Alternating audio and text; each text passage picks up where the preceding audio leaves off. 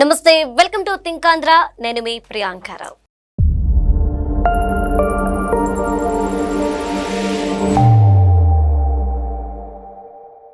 పేర్ని నాని, మనకి ఈ పేరు చాలా బాగా తెలుసు. ఆయన సుపరిచితుడు. అయితే కొన్ని సందర్భాల్లో కొన్ని అనుచిత వ్యాఖ్యలు చేస్తూ ఇష్టానురీతిలో మాట్లాడుతూ ఆయన వార్తల్లో నిలిచారు. ఇది అందరికీ తెలిసిన విషయమే. ఇప్పుడు మళ్ళీ సీఎం చంద్రబాబు నాయుడు గారికి సంబంధించి కొన్ని వ్యాఖ్యలు చేశారు. ఇప్పుడు అవి చర్చనీయాంశంగా మారాయి. అంటే జగన్మోహన్ రెడ్డి గారిని చూసి ఇచ్చిన మాట ఎలా నిలబెట్టుకోవాలో చంద్రబాబు నాయుడు గారు తెలుసుకోవాలి, నేర్చుకోవాలి అంట. ఈ ఒక్క మాటే కాదు, మరొకటి కూడా అన్నారు. కొన్ని విషయాలు ఎలా చేయాలి, అలానే ఎలా ముసులుకోవాలి అనే విషయాలకు సంబంధించి జగన్మోహన్ రెడ్డి గారి దగ్గర నారా చంద్రబాబు నాయుడు గారు, అంటే 40 ఏళ్ల అనుభవం, రాజకీయ అనుభవం ఉన్న వ్యక్తి ఆయన దగ్గరికి వెళ్ళి ట్రైనింగ్ తీసుకోవాలి అంటూ ఆయన చెప్పిన మాటలు. అలానే పేర్ని నాని గారు ఎవరైతే అరెస్ట్ అయ్యారో, అనుచిత వ్యాఖ్యలు చేస్తూ ఆడవాళ్ళ మీద ఇష్టారీతిన ఎవరైతే విరుచుకుపడ్డారో వారి అరెస్ట్ల గురించి తెలుసు. వాటిని వెనకేసుకొస్తూ కొన్ని మాటలు మాట్లాడారు. ఇప్పుడు ఏపీ రాష్ట్రం అంతా వీటికి, ఈ మాటలకు సంబంధించి ఆగ్రహం వ్యక్తం చేస్తున్నారు. మీరు పోసానిని అరెస్ట్ చేస్తే ఇంకొక 100 మంది పోసానీలు వస్తారు, వల్లభనేని వంశీని అరెస్ట్ చేస్తే ఇంకొక 100 మంది వల్లభనేని వంశీలు వస్తారు, మీరు మమ్మల్ని ఆపలేరు అంటూ. అంటే వీటిని ఎలా చూడాలి? ఈ మాటల వెనుక ఆంతర్యం ఏంటి? అంటే వాళ్ళు మారారా, లేదంటే ఇంకా అదే తీరులో ఉన్నారా? వీటికి సంబంధించి మనకి క్లారిటీ ఇవ్వడానికి మనతో పాటు రాజేష్ గారు ఉన్నారు. ఆయనతో మాట్లాడదాం. నమస్కారం సార్. సార్, ఇప్పుడు పేర్ని నాని గారు కొన్ని మాటలు అన్నారు. అందులో ఫస్ట్ తీసుకోవాల్సింది ఏంటి అంటే గారా, చంద్రబాబు నాయుడు గారికి 40 ఏళ్ల రాజకీయ అనుభవం ఉంది అని అందరికీ తెలుసు. బట్ మనం జగన్మోహన్ రెడ్డి గారిని చూస్తే అది చాలా తక్కువ సమయం, 10-15 ఏళ్ళు ఉంటుంది. కానీ ఆయన దగ్గరికి వెళ్ళి చంద్రబాబు నాయుడు గారు ట్రైనింగ్ తీసుకోవాలి. ఎందుకు? ఇచ్చిన మాట నిలబెట్టుకోవడానికి. అలానే పనులు ఏ విధంగా చేయాలి, రాష్ట్రాన్ని ఎలా పాలించాలనే వాటి మీద జగన్మోహన్ రెడ్డి గారి దగ్గరికి వెళ్ళి ట్రైనింగ్ తీసుకోవాలంట. సో ఎలా అనిపిస్తున్నాయి ఈ మాటలు? ఎలా చూడాలి? పేర్ని నాని ప్రెస్ మీట్ జరిగింది కదండి, అది చూసిన తర్వాత యాక్చువల్గా మనకి సినిమాల్లో బ్రహ్మానందం ఈ మధ్య క్యారెక్టర్స్ తగ్గించుకుంటున్నారండి. అవునండి. తెర మీద బ్రహ్మానందం కనపడగానే అసలు ముందర ఆటోమేటిక్గా నవ్వు వచ్చేస్తుంది. అంతటి కామెడీని ఇప్పుడు వీళ్ళు పండిస్తున్నారు బయట, వైసీపీ వాళ్ళు. నిన్న పేర్ని నాని ఏమన్నారు, వైఎస్ఆర్ కాంగ్రెస్ పార్టీ దగ్గర మనం అంటే చంద్రబాబు పవన్ కళ్యాణ్ నేర్చుకోవాలన్నారు కదా. అయితే ఒక మాట, చంద్రబాబు నాయుడు అంటే ఆయన తొత్తు అంట పవన్ కళ్యాణ్. ఇద్దరూ కలిసి ఇచ్చిన మాట ఎలా నిలబెట్టుకోవాలనే విషయంలో ట్రైనింగ్ తీసుకోవాలి అన్నారు. అవును.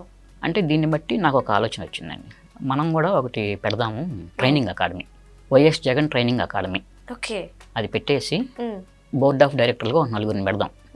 వైఎస్ అవినాష్ రెడ్డి, కొడాలి నాని, పేర్ని నాని, ఇంకెవరన్నా మహిళలు ఉండాలి కాబట్టి ఒక రోజా. ఇప్పుడు యాక్చువల్గా స్టూడెంట్స్ ఎగ్జామ్స్ రాస్తారు కదండి పోటీ పరీక్షలకి, డిఎస్సి లేకపోతే గ్రూప్ 1, గ్రూప్ 2, సివిల్స్కి ఐఏఎస్, ఐపీఎస్, ఇట్లా వీటన్నిటికి ప్రిపేర్ అవుతారు. వీటన్నిటికీ కలిపి ఈ కోచింగ్ సెంటర్స్ ఉంటాయి, ట్రైనింగ్ అకాడమీలు ఉంటాయి, ట్రైనింగ్ ఇస్తాయి. ఇప్పుడు ఈ వైఎస్ జగన్ ట్రైనింగ్ అకాడమీ అనేది జీవితంలో ఎలా బతకాలి అనేది దానికి ఒక ఇది నేర్పుతుంది, పాఠాలు.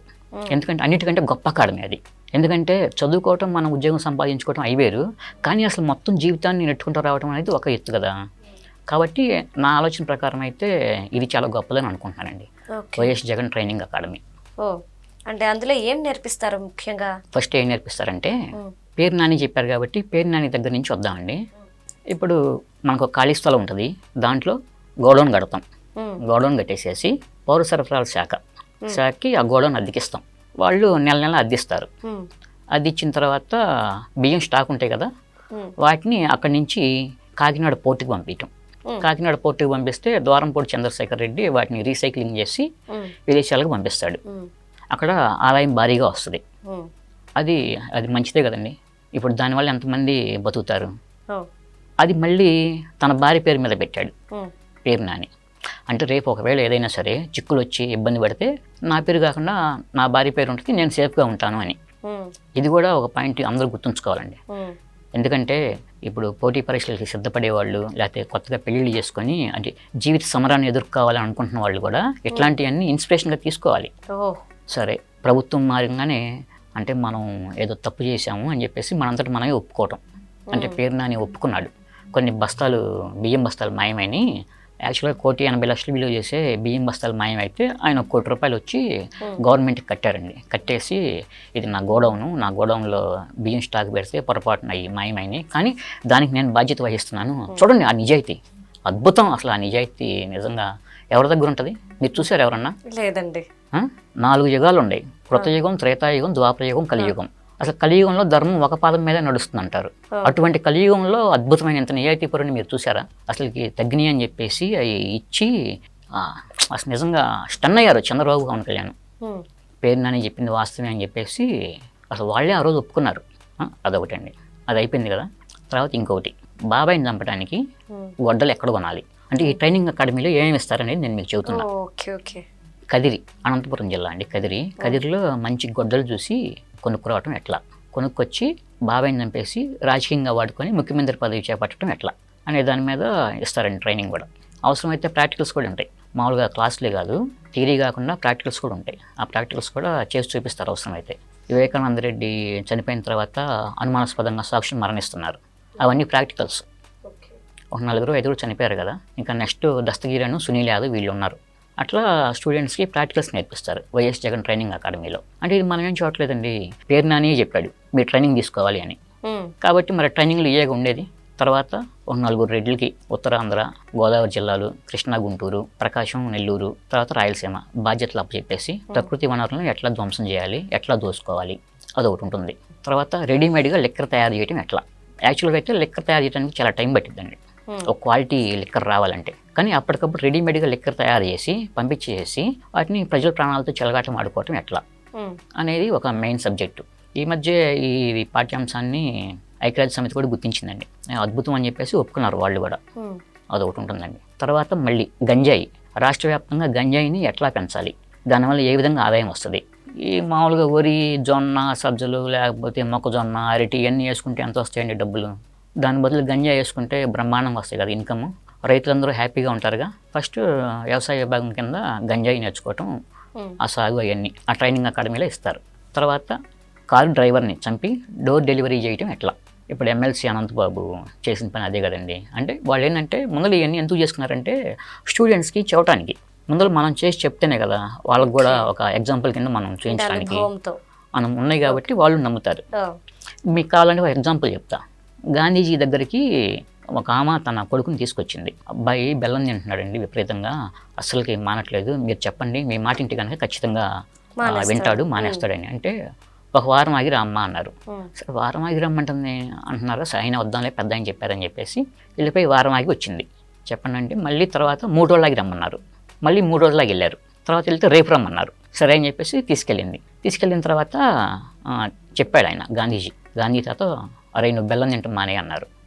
తర్వాత ఆ బాబు తల్లి అడిగింది, అదేంటండి ఆ మాట ఏదో అప్లై చెప్పొచ్చు కదా అంటే, అమ్మ నేను అప్పుడు మామూలుగా నాకు కూడా బెల్లం తినే అలవాటు ఉంది, నేను ఆ మాట చెప్పాలి అంటే ముందర నేను మానుకోవాలి కదా అలవాటు మీ అబ్బాయికి చెప్పాలంటే, అందుకని నేను ఈ వారం రోజుల నుంచి ప్రయత్నించి బెల్లం తింటాం మానుకున్న తర్వాత నేను మీ అబ్బాయికి చెప్పాను అని చెప్పారు. ఇప్పుడు అదే వీళ్ళు జగన్ ట్రైనింగ్ అకాడమీలో ఉన్న క్యాండిడేట్స్కి చెప్తున్నారు ఎట్లా.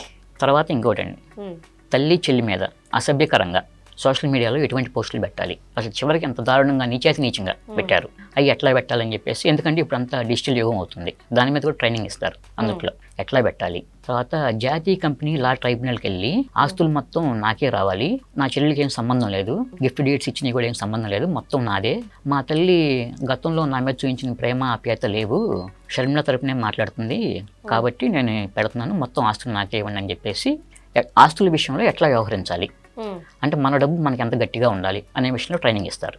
తర్వాత ప్రకృతి వనరులు ధ్వంసం చేయటం, ఎగ్జాంపుల్ కానీ పెద్దిరెడ్డి రామచంద్రారెడ్డి అటవీ శాఖలో సొంత ఎస్టేట్ కట్టుకున్నాడు, అంటే అటవీ శాఖ భూమిని ఎట్లా ఆక్యుపై చేసుకోవాలి. తర్వాత అది అడిగితే దాని గురించి పనివాళ్ళు ఉండటానికి ఒక 4 అంతస్తులు బిల్డింగ్ కడతారండి మామూలుగా, ఆయన చెప్పిన సమాధానం అది. అంటే అట్లా ఇవన్నీ ఉంటాయి అన్నమాట. దీని మీద ఎంక్వైరీ నడుస్తుంది ప్రస్తుతం. అయితే ఇప్పటికీ పెద్దిరెడ్డి బయటకు వచ్చి దానికి సంబంధించి ఏం మాట్లాడట్లా. అంటే మన మీద ఎన్ని ఆరోపణలు వచ్చినా కూడా ఎట్లా మౌనంగా ఉండాలి, మనం మౌనంగా ఉంటే ప్రజలు ఎందుకు తన మీద తప్పు లేదు కాబట్టి మౌనంగా ఉంటున్నాడు, గొప్పవాడు అనుకుంటారని చెప్పేసి శిక్షణలో ఒక భాగం అక్కడ జగన్ ట్రైనింగ్ అకాడమీలో. తర్వాత మనం చేసిన అక్రమాలు బయటపడతాయి అని చెప్పేసి మదనపల్లె సబ్ కలెక్టర్ ఆఫీసు తగలబెట్టేశారు. అసలు ఎవరు భారతదేశంలో ఇంతవరకు ఎవరు చేయలేవు అటువంటి పని. అంటే అత్యంత ధైర్య సాహసాలు, చొరవ, అద్భుతంగా చేసిన ఆ పనికి నిజంగా రేపు అంటే ఈసారి రిపబ్లిక్ డేకి గవర్నమెంట్ ఏదైనా అవార్డు ఇచ్చే అవకాశం ఉందండి. ఎందుకంటే ఏకంగా ఆ ఫైల్స్ లేకుండా ఉండటం కోసం కలెక్టర్ ఆఫీస్ని తగలబెట్టే అంత ఇది మరి ఎవరు చేస్తారు. ఐడియా కంటారా?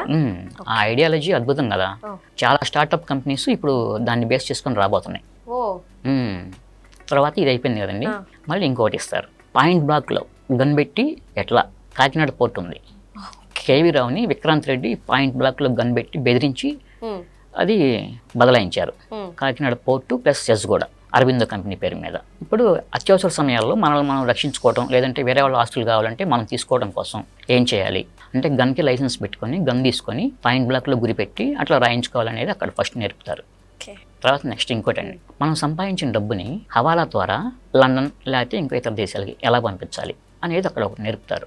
హవాలా ద్వారా పంపిస్తారు. ఆ పాయింట్ ఒకటి ఉంది. తర్వాత మాస్కులు అడిగినందుకు డాక్టర్ సుధాకర్ అనే వ్యక్తి మీద ఇటువంటి దారుణానికి పాల్పడ్డారు, మనకు తెలిసిందే కదా. చివరికి ఆయన చనిపోయారు. ఇట్లా ఇటువంటివన్నీ ఎన్నో చెప్పుకుంటూ పోతే కోకొలలుగా అసలు ఈ 5 సంవత్సరాల్లో వాళ్ళు చేసిన అరాచకాలు, అక్రమాలు, ఎన్నో సంఘటనలు చాలా ఉండేయండి. అవన్నీ కూడా వీళ్ళు ట్రైనింగ్ ఇస్తారు. పేర్ని నాని చెప్పినట్లుగా ఎమ్మెల్యేలు అంతా కూడా స్కిట్లు వేసుకొని బతకాలని చెప్పేసి ఓ మాట అన్నాడు ఆయన. యాక్చువల్గా 5 సంవత్సరాలు వాళ్ళు వేసిన స్కిట్లు కదా. ఇప్పుడు మీరు ఏ పేపర్ చూసినా, ఏ ప్రకటన చూసినా కూడా ఓన్లీ ఒక జగన్మోహన్ రెడ్డి ఫోటో మాత్రమే కనపడిద్దండి. ఏ శాఖ ఏ మంత్రి ఎవరో ఏమీ తెలియదు, అసలు ఎవ్వరికి ఏం తెలియదు. ఒక జగన్ రెడ్డి ఫోటో మాత్రమే కనపడిద్ది. చివరికి డిక్షనరీలో హిందూ అనే మతాన్ని తీసేసి ఓన్లీ క్రిస్టియన్, ముస్లిమ్స్ అనే ఉంచారండి. దీని మీద అసెంబ్లీలో 2 రోజుల క్రితం నారా లోకేష్ ప్లస్ పార్థసారథి ఎమ్మెల్యే ఆయన మాట్లాడారు. ఇద్దరు మాట్లాడారు ఏ విధంగా చేశారు అనేది. అంటే మనకు కావాలనుకుంటే అవసరమైతే రాజ్యాంగాన్ని కూడా మార్చేయవచ్చు అనేసి చెప్పడానికి ఇది ఒక ఎగ్జాంపుల్ జగన్ ట్రైనింగ్ అకాడమీలో ఉన్న స్టూడెంట్స్కి. ఇవన్నీ నేర్పిస్తారా? ఓకే, అంటే ఈ మాటలతో పాటు పేర్ని నాని గారు మరొకటి అన్నారు. పోసానిని అరెస్ట్ చేశారు, 18 కేసులు పెట్టారు, అయితే బెదురుతామా, ఇంకో 100 మంది పోసానీలు వస్తారు. అలానే వంశీని అరెస్ట్ చేశారు, లోపల పెట్టారు, ఇంకో 100 మంది వంశీలు పుట్టుకొస్తారన్నారు. అంటే మెయిన్ రీజన్ వీళ్ళని అరెస్ట్ చేయడానికి, అంటే పోసాని గారిది తీసుకుంటే అరెస్ట్ చేయడానికి రీజన్ ఏంటి? అనుచిత వ్యాఖ్యలు, స్త్రీ మీద, తన ఇంట్లో స్త్రీలు ఉండి కూడా మరొక స్త్రీ మీద ఆయన మాట్లాడిన మాటలు, అంటే నేను కూడా ఈరోజు కెమెరా ముందు మాట్లాడలేనవి, ఇలాంటి వ్యాఖ్యలకు గాను అరెస్ట్ చేశారు. అంటే 100 మంది పోసానీలు పుట్టుకొచ్చేది ఎవరు? సేమ్ ఇలాంటి వాళ్ళేనా, లేదంటే మారిన పోసానినా? అట్లే ఉండదండి. ఇప్పుడు ఏ పోసాన్ని అయితే అరెస్ట్ చేయకముందు ఏ పోసాని కృష్ణమురళి ఉన్నాడో అలాంటి వాళ్ళే వస్తారు. 100 మంది అరెస్ట్ చేయకముందు ఏ వల్లభనేని వంశీ ఉన్నాడో అలాంటి వంశీలే వస్తారు. తర్వాత ఏ కొడాల నాని ఉంటాడో అలాంటి వాళ్ళే వస్తారు. కేవలం వాళ్ళే వస్తారు. వాళ్ళు వచ్చిన తర్వాత ఇప్పుడు ఏమన్నాడండి ఆయన, 100 మంది పుట్టుకొస్తారు, దీనివల్ల ప్రజల్లో సానుభూతి వెల్లులాగా వస్తుంది అన్నారు. అంటే వాళ్ళు చెప్పుకుంటున్నారు. అంటే ప్రజల్లో యాక్చువల్గా స్పందన లేదు. వైఎస్ఆర్ కాంగ్రెస్ పార్టీ ఏదైనా ప్రోగ్రామ్ చేయాలన్నా కార్యకర్తలు కూడా ఎవరు ముందరకు రావట్లా. ఇక అందుకని వాళ్ళకున్న ఒకే ఒక ఆధారం మీడియా, సాక్షి మీడియా, సాక్షి ఛానల్. ఇక దాంతో తాడేపల్లి నుంచి ఏం మాట్లాడాలి ఏంటనేది రాసి పంపిస్తారు కదా. ఇక అదే వాళ్ళు మాట్లాడతారు. వాళ్ళు మాట్లాడిన దాన్ని బట్టి వీళ్ళు చెప్తూ ఉంటారు. అంతకుమించి అది ఎవరు కూడా సొంత అభిప్రాయం ఎవరిది ఏముండదండి. మొత్తం అక్కడ జగన్మోహన్ రెడ్డి ఏదైతే చెప్పాలనుకుంటాడో, ఏదైతే మాట్లాడాలనుకుంటాడో అదే మొత్తం వీళ్ళందరూ మాట్లాడేది. ఎక్కడైనా సరే మండలంలో నాయకుడు మాట్లాడినా అదే, జిల్లాలో నాయకుడు మాట్లాడినా అదే, రాష్ట్రంలో నాయకుడు మాట్లాడినా అదే. ఇట్లా అనేక రకాలుగా ఉన్నాయండి. అయితే చంద్రబాబు నాయుడు, పవన్ కళ్యాణ్ రాష్ట్ర అభివృద్ధి కోసం కలిసి పొత్తు పెట్టుకొని బీజేపీతో కలిసి ఒక కూటమిని ఏర్పాటు చేసి అవసరమైతే మేము 15 సంవత్సరాలు కలిసి ఉంటాము, రాష్ట్రం బాగుపడాలి, రాజధాని ఉండాలని చెప్పేసి ఒక నిబద్ధత, చిత్తశుద్ధి, అకుంఠిత దీక్ష వీటితో కలిసి ప్రయాణం చేస్తున్నారు.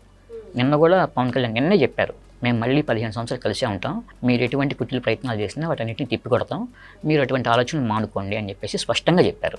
కేవలం అక్కడ వాళ్ళు చూడండి, రాష్ట్ర ప్రజల అభివృద్ధి కోసం P4 అనే ఒక విధానాన్ని తీసుకొస్తున్నారు. అంటే పేదరికం ఉండకూడదు. ఈ P4ని ఇంప్లిమెంట్ చేయడం ద్వారా పేదరికాన్ని నిర్మూలించాలనేది చంద్రబాబు నాయుడు ఆలోచన.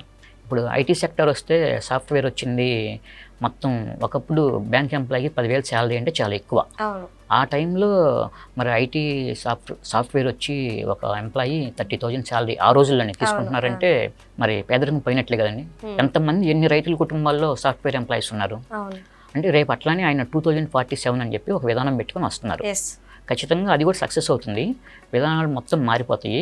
పేదరికం లేని సమాజాన్ని ఆయన నిర్మూలించాలి, పేదరికం లేని సమాజాన్ని సృష్టించాలి అనుకుంటున్నారు. అది ఖచ్చితంగా జరుగుతుంది. పవన్ కళ్యాణ్, చంద్రబాబు నాయుడు, నారా లోకేష్, ఇట్లా మొత్తం బీజేపీ తరఫున ఉన్న నాయకులు, పురంధేశ్వరు కానీ మిగతా వాళ్ళందరూ కూడా కలిసి సంయుక్తంగా అందరూ రాష్ట్ర అభివృద్ధికి పాటుపడతారండి. అందులో no doubt. Okay, right. Thank you so much sir.